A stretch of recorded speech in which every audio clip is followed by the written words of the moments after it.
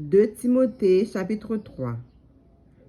Sache que dans les derniers jours, il y aura des temps difficiles, car les hommes seront égoïstes, amis de l'argent, fanfarons, hautains, blasphémateurs, rebelles à leurs parents, ingrats, irréligieux, insensibles, déloyaux, calomniateurs, intempérants, cruels, ennemis des gens de bien, traîtres, emportés, enflés d'orgueil, aimant le plaisir plus que Dieu, ayant l'apparence de la piété, mais reniant ce qui en fait la force.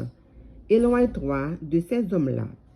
Il en est parmi eux qui s'introduisent dans les maisons et qui captivent des femmes, d'un esprit faible et borné, chargés de péché, agités par des passions de toute espèce.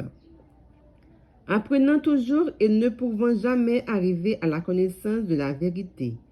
De même que Jannes et Jambres s'opposèrent à Moïse, de même ces hommes s'opposèrent à la vérité, étant corrompus d'entendement, réprouvés en ce qui concerne la foi.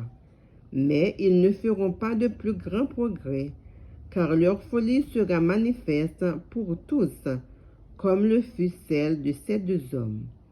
Pour toi, tu as suivi de près mon enseignement, ma conduite, mes résolutions, ma foi, ma douceur, ma charité, ma constance, mes persécutions, mes souffrances.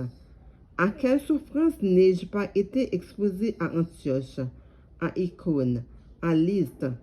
Quelle persécution n'ai-je pas supportée? Et le Seigneur m'a délivré de toutes.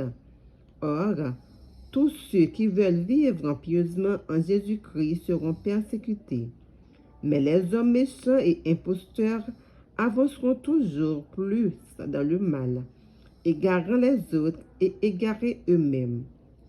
Toi, demeure dans les choses que tu as apprises et reconnues certaines, sachant de qui tu es, les as appris. Dès ton enfance, tu connais les saintes lettres qui peuvent te rendre sage à salut par la foi en Jésus-Christ.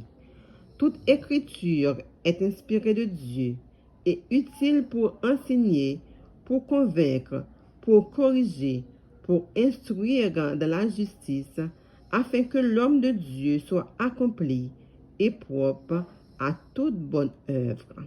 Parole du Seigneur. Amen.